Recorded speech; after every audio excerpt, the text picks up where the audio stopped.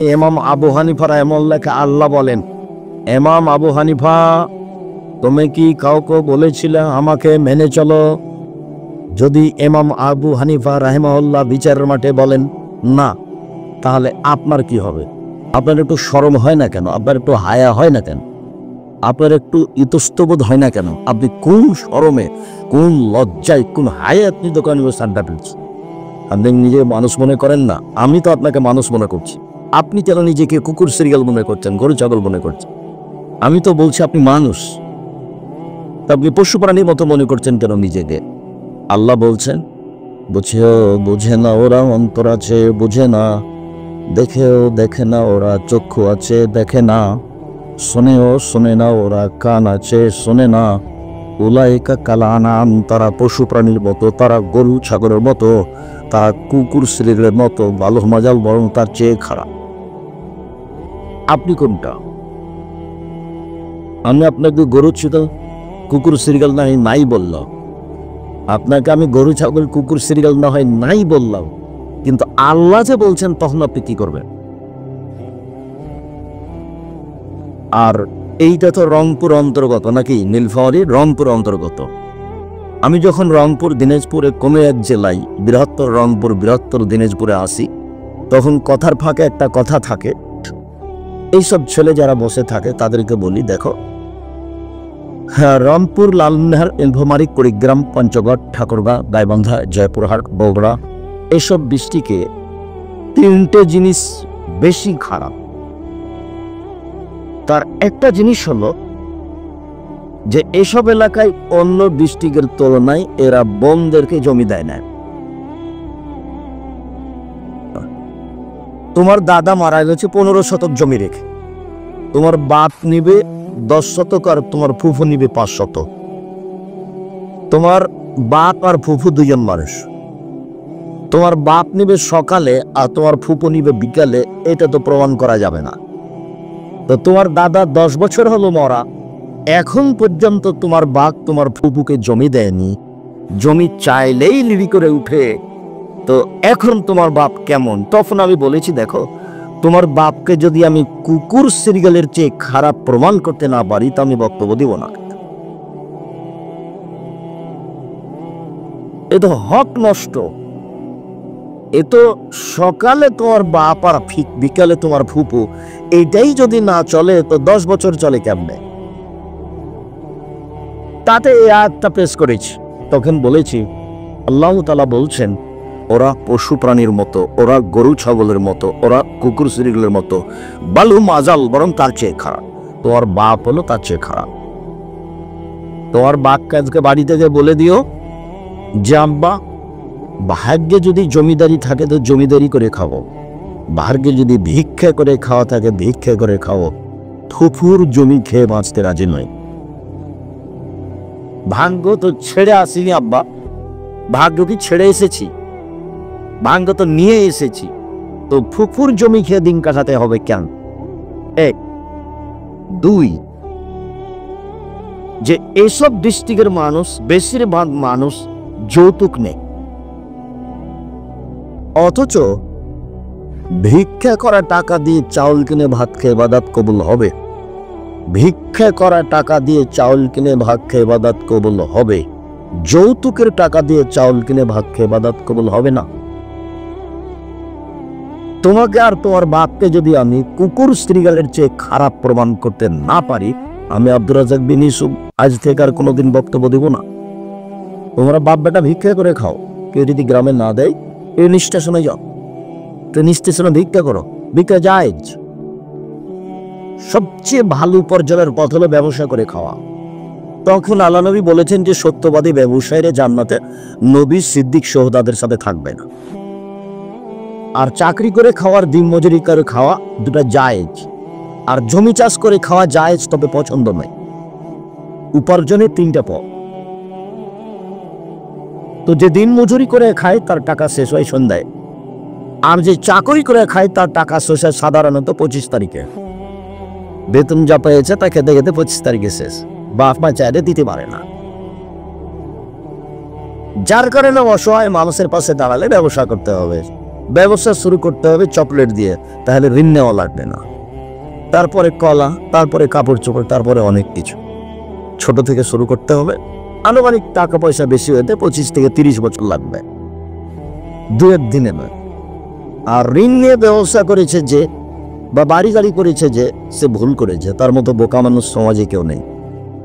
আপনি যে ঋণ করে ব্যাংক থেকে টাকা নিয়ে এসে বাড়ি করলেন, ছেলে মেয়ে বউ ভালোভাবে আছে, তো আপনার যে জানাজা হবে না, জাহান্নাম জান্নাত পরে, জানাজাই নেই।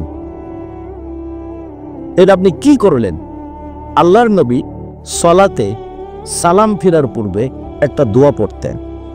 এই দোয়া না পড়ে তিনি সালাম ফিরতেন না। সেই দোয়ার শেষ বাক্য হচ্ছে আউযু বিকা মিনাল মা'সামি ওয়াল মাগরাম। তোমার কাছে বাঁচতে চাই বড় পাপ হতে, তোমার কাছে বাঁচতে চাই ঋণ কর্য হতে, তোমার কাছে বাঁচতে চাই বড় পাপ হতে, তোমার কাছে বাঁচতে চাই ঋণ কর্য হতে, তোমার কাছে বাঁচতে চাই বড় পাপ হতে, তোমার কাছে বাঁচতে চাই ঋণ কর্য হতে। আল্লাহর নবী এই কথা না বলে সালাম ফিরতেন না। পুরো জীবনে এভাবে তিনি বলেছেন। আর আপনি স্বইচ্ছায় আগ্রহ সহকারে দরখাস্ত করে ঋণ নিয়েছেন। কি হলো এটা? আপনার কাছে কি বিদ্যা আছে? কে আপনাকে এটা শিখালো? আপনার তো জানাজাই হবে না। জানাজা করে দিচ্ছে, ওটা তো সমাজের মানুষের বোকামি। আপনি আমাকে দিয়ে জানাজা করান তো দেখি।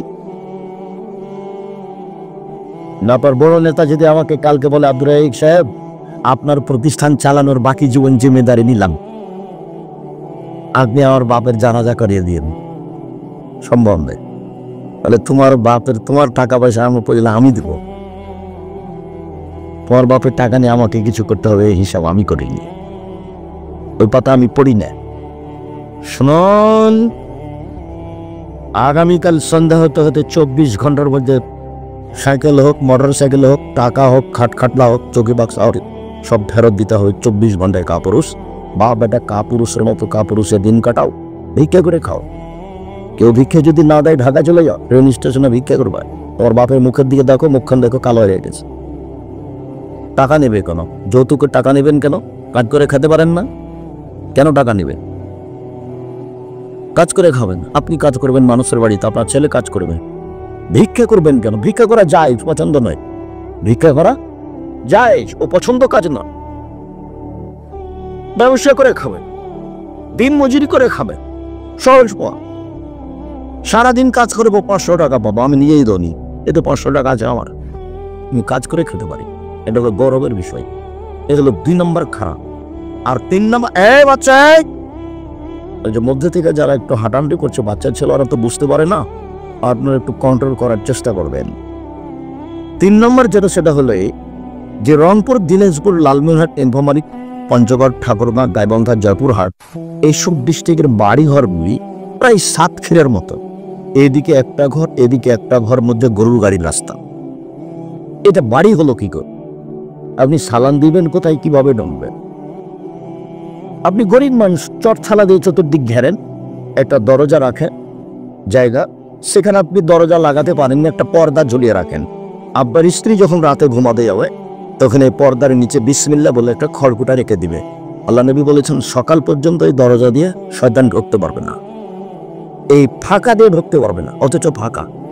আমি এই কথা বলিনি, হাদিস বুখারী মুসলিম, এই কথা মুহাম্মদ সাল্লাল্লাহু আলাইহি ওয়াসাল্লাম বলেন। তো এই 3টা মনে রাখবেন। 1, জমি না দেওয়া। 2, যৌতুক নেওয়া। যৌতুক নেওয়া চিরদিনের জন্য আরাম। যৌতুক হারাম। যৌতুকের টাকা দিয়ে চাউল কিনে ভাত খেয়ে বাদাত কবুল হবে না। এই যে বললাম, দেখি কোন মায়ের বেটায় বাবু উল্টা ধরতে পারে। যৌতুক হারাম, চিরদিনের জন্য হারাম। আর বাড়িঘর ঘেরে রাখেন, চটছালা দিয়ে ঘেরে রাখেন, ঋণ দিয়ে ঘেরে রাখেন, একটা বাহির দরজা করেন, আপনি সালাম দিয়ে ঢুকবেন। শুধু জোর করে আহ্লাদি চলে হবে, দল সংগঠন করে জোর করে করলে হবে? সালাম দিয়ে বাড়িতে ঢুকতে হবে, সালাম দিয়ে বাড়ি থেকে বের হতে হবে। রাসূল সাল্লাল্লাহু আলাইহি ওয়াসাল্লামের পদ্ধতিতে দূরে বেঁচে থাকার চেষ্টা করতে হবে। এরপরে উপস্থিত বৈঠকে দিনী মুসলিম বোন, আপনাকে দু একটা কথা বলি। আপনি যে এসেছেন বক্তব্য শুনতে, তো রাস্তায় দাঁড়িয়ে আছেন কেন? হ্যাঁ করে গল্প করতে করতে এসেছেন, আবার গল্প করতে করতে চলে যাচ্ছেন। আপনার স্বামী নাই নাকি? আপনার কিছু বলে না? আপনার কে তো শরম হয় না? মহিলা মানুষ আপনি, আপনার বড় ছেলে নাই? আপনাকে কিছু বলেন না আপনার ছেলে? আপনি মহিলা মানুষ, আপনার লজ্জা হয় না কেন? গল্প করতে করতে গেলেন, আসলেন, আবার গল্প করতে করতে চলে আসছেন, আবার বাহিরে আপনি দাঁড়িয়ে গল্প করছেন। এটা কি স্বভাব আপনার? এত নোংরা স্বভাব কেন আপনার? এত খারাপ স্বভাব কেন আপনার? আপনার শ্বশুর শাশুড়ি নেই? আপনার বাপ মানে আপনার স্বামী নেই? আপনাকে 1 মিনিট একটা কথা শোনেন। এই মেয়ে, কথা বলছো কেন? চুপ থাকো, এদিকে মুখ করে খেয়াল করে থাকো। সম্মানিত দিনী বোন, শাশুড়ির কথা কেন বললাম এটা কথা বলি।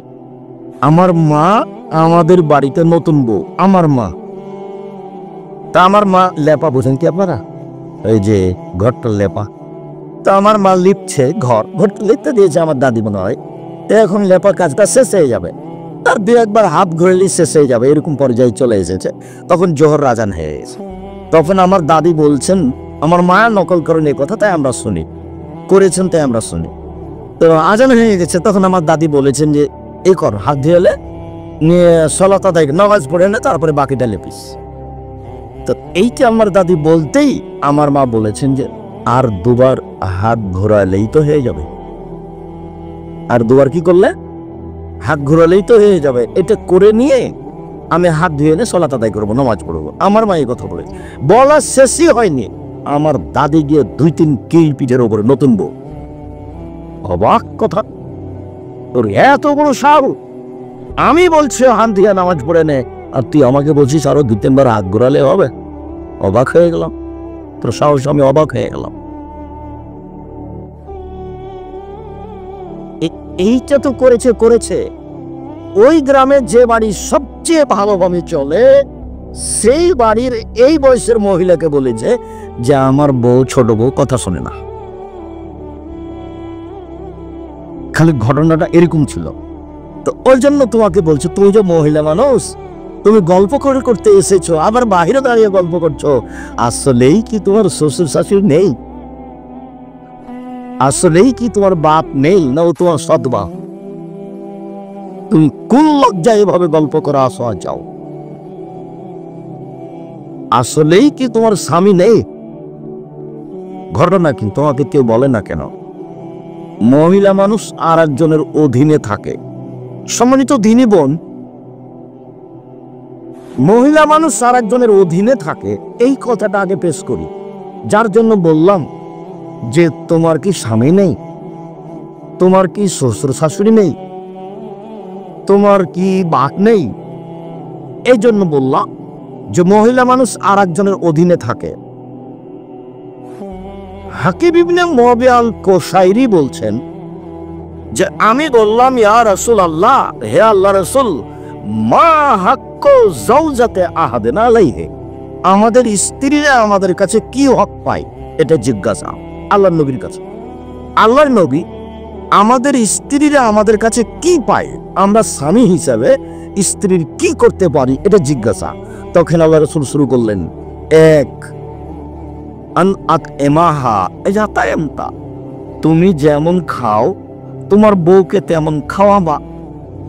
তুমি যে মানের খাও তোমার স্ত্রীকে সে মানের খাওয়াবা। 2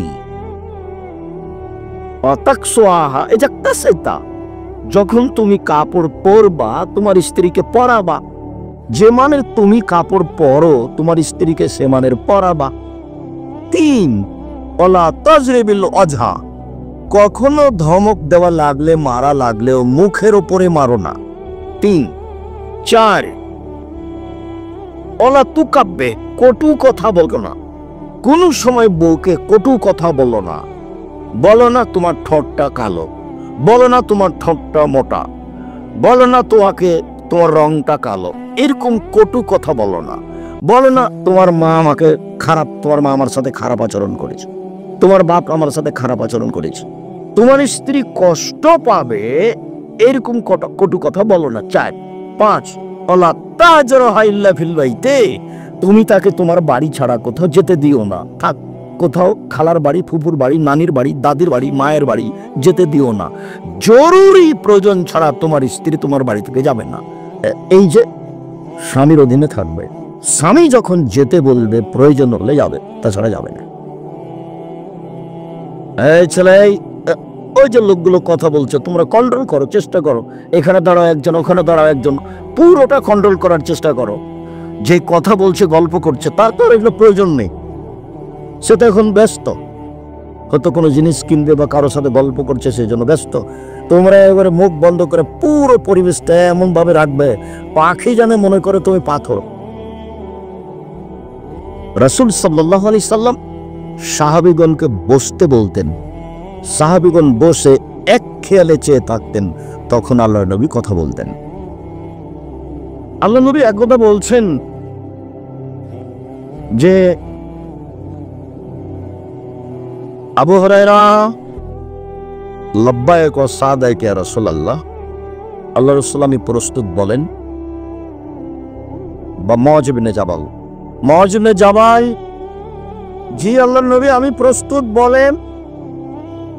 মুআয ইবনে জাবাল, জি আল্লাহর নবী আমি প্রস্তুত বলেন। এইটার আগের বাক্যটা বলি, গাধাতে আগে আছেন আল্লাহর নবী আর পিছনে আছেন মুআয ইবনে জাবাল, মানে মোটর সাইকেলে চালাচ্ছেন যিনি, তিনি আগে আর আরেকজন পিছনে আছে। তো কত দূরে আছে, লেগে আছে। তো গাধা তো আরো ছোট ছোট প্রাণী, তো আল্লাহর নবী আগে আছেন আর মুআয ইবনে জাবাল পিছে আছেন। তো আল্লাহ রাসূল বলছেন মুআয ইবনে জাবাল, তখন মুআয ইবনে জাবাল বলছেন লাব্বাইক ওয়া সাদাইক, প্রস্তুত বলেন। মুআয ইবনে জাবাল লাব্বাইক ওয়া সাদাইক, জি প্রস্তুত, উপস্থিত বলেন। মুআয ইবনে জাবাল, জি প্রস্তুত, উপস্থিত বলেন। কথা না বলে তিনবার বলছেন কেন? তাকে প্রস্তুত করছেন। আল্লাহর নবী একটা কথা বলবেন সাহাবীকে, তাকে কি করছেন? প্রস্তুত করছেন। এখন বলছেন, বলতে পারো তুমি আল্লাহ আমাদের কাছে কি পান আর আমরা আল্লাহর কাছে কি পাই? পরস্পর পাওনা, আমারটা দিয়ে দিতে হবে আমাকে, আর ওনারটা তাকে দিয়ে দিতে হবে, এটা পরস্পর পাওনা, এটা কি বলতে পারো? তখন মুআয ইবনে জাবাল বলছেন সেটা তো বলতে পারি না, আল্লাহ এবং আল্লাহর রাসূল ভালো জানেন কি যে তিনি পান আমাদের কাছে আর আমরাই যে কি পাই তার কাছে। তখন বলছেন শোনো, তিনি আমাদের কাছে যেটা পান সেটা হলো শিরক করা হবে না। আমরা যদি শিরক না করি তাহলে তিনি যেটা পান সেটা কি করলাম? দিয়ে দিলাম, তার হকটা দিয়ে দিলাম। জীবনে কথা বলা যাবে না যে গরুকে লাথি মারা যাবে না, এটা বললেই ওটা কেটে গেছে, লা ইলাহা ইল্লাল্লাহ কেটে গেছে। লাঠি মারলে বেশি ভালো হবে লাঠি দিয়ে মারার চেয়ে। লাঠিতে মারলে কম লাগবে আর পায়ে মারলে বেশি লাগবে। তো পায়ে মারতে খারাপ লাগে কেন? গরু হচ্ছে হিন্দুদের দেব দেবতা, একটা আল্লাহ, একটা মাবুদ। ওই ভালোবাসা আমাদের মাথার উপরে চড়ে আছে, যার কারণে আমাদের কেমন কেমন লাগে। রাজশাহী চাঁপাইনবাবগঞ্জে কুলাতে কুলা বুঝেন আপনারা? তো আপনার মা কুলাতে চাউল ঝাড়ছে, তখন আপনার ছেলেটা লাফ দিয়ে সে কুলার উপরে চড়ে গেছে। তো আপনার মা বলবেন এই কথা, সরো ভাই একটু কাজ করতে দাও, সরো ভাই। এই যে না বলে চাঁপাইনবাবগঞ্জের ভাষাতে বা আপনার নীলভরের ভাষা যে কি হয়, ঘিন্ডিরা পনেরো কুলাতে পা দিতে হয়, সরকার থেকে সব কুলাতে পা দিতে হয়। তো কুলাতে পা দিতে হয় এ কথা বলছে কেন? তার মানে এটা শিরক। কুলাতে পা দিতে হয় না এই কথাটাই কি? এই কথাটাই শিরক। তো ওর পাওনা হলো আমার কাছে কি বলেন তো? শিরক না করা। আমার পাওনাটা কি? তার কাছে শাস্তি না দেওয়া। উনি আমাকে শাস্তি দিতে পাবেন না, তবে পদ্ধতি হলো তারটা আগে দিতে হবে। বুঝাতে পারিনি। পদ্ধতি হলো যে তার পাওনাটা আগে তাকে দিতে হবে, তখন তিনি আমারটা দিবেন। তারটাকে যদি আমি পূর্ণ না দিই তখন বলবেন না তুমি আমার সাথে মুখারামি করেছ, তুমি আমারটা দেওনি, তোমার সাথে আর হলো না আমার। তার নাম হলো শিরক। এদেশের মাটিতে বিশেষ করে রংপুর নীলফামারীতে বেশি সেন, কথায় কথায় সেন, কাজে কাজে সেন। এটা প্রায়ই চট্টগ্রামের মতো। বিভিন্ন সময়ে যেটা আমি আজ করেছি তাদের প্রায়ই চট্টগ্রামের মতো। চট্টগ্রাম, বরিশাল, ফরিদপুর মানে শীত দিয়ে ঢাকা, পীর দিয়ে চলে। অথচ অনেক মানুষ আলাদিস উর্দুজিত এলাকা। দিনী বোন শোনেন, আপনি কিভাবে গল্প করলেন আর হ্যাঁ করে হাসতে হাসতে আসলেন আর গেলেন, চলে গেছেন, আমি তো এসেছি কষ্ট করে, আপনি চলে গেলেন কেন বাড়িতে? আমি তো বসে আছি, আপনার জন্য তো আমি এসেছি, আপনি বাড়ি গেলেন কেন? স্বামী মানে স্ত্রীকে যে মানের খায় সে মানের খাওয়াবে, যে মানের পরে সে মানের পড়াবে। 2, 3 কটু কথা বলতে পারবে না, কটু কথা নেই। মারা তো বহু দূরের কথা। তালাক দিবেন কেন? মারবেন কেন? তালাক দিবেন কেন? খালি সামান্য কথাতেই তোকে তালাক দিলাম, তোকে 100 তালাক, তোকে 1000 তালাক, তুই এখনই চলে যা। দুইজন শয়তানকে বোকা, শয়তানে দুজনকে বোকা বানিয়েছে। শয়তান দুজনকে কি করেছে? বোকা বানিয়েছে। ও তখন বলছে তুই আমাকে এক্ষুনি তালাক দে, তুই আমাকে এক্ষুনি তালাক দে, তো থাকবো না বাড়িতে। তখনই বলছে যা, তোকে 1000 দিলাম, দি যা যা। দুইজনের রাগে আছে, আর রাগ মানুষকে বোকা বানায়। আর তালাক এমন একটা জিনিস, মজাক করে বললেও তালাক হবে, তৎ করে বললেও তালাক হবে, ভালো অবস্থাতে বললেও তালাক হবে, হাইট অবস্থাতে বললেও তালাক হবে। কয়েকটা জিনিস আছে, জিদ্দ হুন না জিদ্দ না, হাজল হুন না জিদ্দন। তৎ করে বললেও চূড়ান্ত, মজাক করে বললেও চূড়ান্ত, তার একটা হচ্ছে তালাক। তবে এরকম কথা যদি বলে তুই চলে যা, তোকে বাড়িতে রাখবো না, তুই চলে যা, তুই যাস না গেলে, তুই এখনই যা, তুই বুঝতে পারিস না তোকে রাখবো না, মায়েরে কি বুঝতে পারিস না, এগুলো কথাতে তালাক হবে না। তালাক শব্দ মুখে বলতে হবে, তোকে তালাক দিলাম। আর যত নোংরা কথা আছে, ঝগড়া মধ্যে, তুই আমার বাপ, তুই আমার বাপ, তুই অমুক তমুক, এসব কোনো কথাতে তালাক হয় না, সব ফালতু কথা। কটু কথা বলবেন না। 4 মুখের উপরে মারবেন না। 5 আপনার স্ত্রী জরুরি প্রয়োজন ছাড়া বাড়ি ত্যাগ করতে পারে না। চাচির বাড়ি, খালার বাড়ি, ফুফুর বাড়ি, নানির বাড়ি, মায়ের বাড়ি, দাদির বাড়ি, কোনো বাড়ি যেতে পারে না জরুরি প্রয়োজন ছাড়া। তার নাম স্বামী, তার নাম পুরুষ, তার নাম স্বামী, তার নাম পুরুষ। কাপুরুষের পরিচয় দিয়ে একটা মূর্খ মানুষ স্বামী হয়ে সংসার নষ্ট করেছে। উপস্থিত দিল্লি বৈঠকের মুসলিম বোন, আরেকটা হাদিস, আপনার জন্য জান্নাত যত সহজ, পুরুষের জন্য জান্নাত তত সহজ নয়। আপনার জন্য সহজ 4টা কাজ করলে আপনি জান্নাতে যেতে পারবেন। 1, 5 ওয়াক্ত সালাত। 2, 3 স্বামীকে মেনে চলা। 4 জেনায় লিপ্ত না হওয়া। 3 স্বামীকে মেনে চলতে হবে, তিতা লাগলেও মিঠা লাগলেও। আব্দুল রাজ্জাক সাহেব, আপনি তো বলার কাজ বলে দিচ্ছেন, আপনি তো জানেন না আমার স্বামীর মুখ কত খারাপ। আমার স্বামীর মুখের ভাষা একেবারেই খারাপ, আমি তার মুখখানের দিকে তাকাতে পারি না, দেখতে পারলাম। ঠিক আছে, আপনার কথা ঠিক, আপনার স্বামী আপনাকে গালি দেয়, এই কথাই ঠিক। আমি আপনাকে বলছি, দেখেন, আমি আপনার দিনী ভাই, আপনার কাছে থেকে বলছি যে আপনি মেনে নেন, এর পরেও মেনে নেন, ভালো হবে। মাস মাস কথা বলছেন না। 1 গ্লাস পানির প্রয়োজন হলে বেটিকে বলেন, খালেদা তোর বাপকে পানি দিয়ে। একটু কিছুর প্রয়োজন হলে বৌমাকে বলেন যে খালেদা তোমার শ্বশুরকে এটা দিয়ে আসুন। আর কেউ যখন না থাকে, নিরুপায় হয়ে যখন আপনাকে 1 গ্লাস পানি দেওয়া লাগে, তখন একটা পানি নিয়েছেন, এরপরে রেখে ঠ্যাক্কস করে রেখে চলে যান। এই সংসার চলবে না। আপনার জন্য আল্লাহ নবী অনেক খোলা অনুমতি দিয়েছেন, সহজ আপনার জন্য। আপনি সংসার করিয়েন না, কাজের কাছে যান, না দাবি নামা লিখে খোলা তালাক এটা করে দেন। মোহর আপনি ফেরত নিতে, মোহর টাকা পয়সা আপনি ফেরত পাবেন না, কোনো কিছু যা কিছু দিয়েছে মোহর আপনি পাবেন না। বাস কাজের কাছে যে খোলা করে নেন, পথ খোলা আছে। স্বামী যতই ভালো হোক না কেন, স্ত্রী ইচ্ছা করলে স্বামীর কাছে খোলা তালাক নিতে পারে। সংসার করবো না আপনার সাথে, আমি সংসার আমি আপনার সাথে করবো না। পথ আছে, আল্লাহ নবী পথ দিয়ে গেছেন, হাদিস বুখারী মুসলিমের। আপনি মাস মাস স্বামীর সাথে কথা না বলে কেমনে থাকেন, চলে কেমনে? কি আপনি আমাকে বুঝাতেন চা তাহাজ্জুদ পড়া? ওইসব তাহাজ্জুদ লাগবে না, ওইসব 5 ওয়াক্ত সালাত লাগবে না। আপনার স্বামীর মুখ খারাপ হোক, বেঁকা হোক, গালি দেখ, যাই দেখ, আমি পরামর্শ দিচ্ছি আপনি মেনে নেন।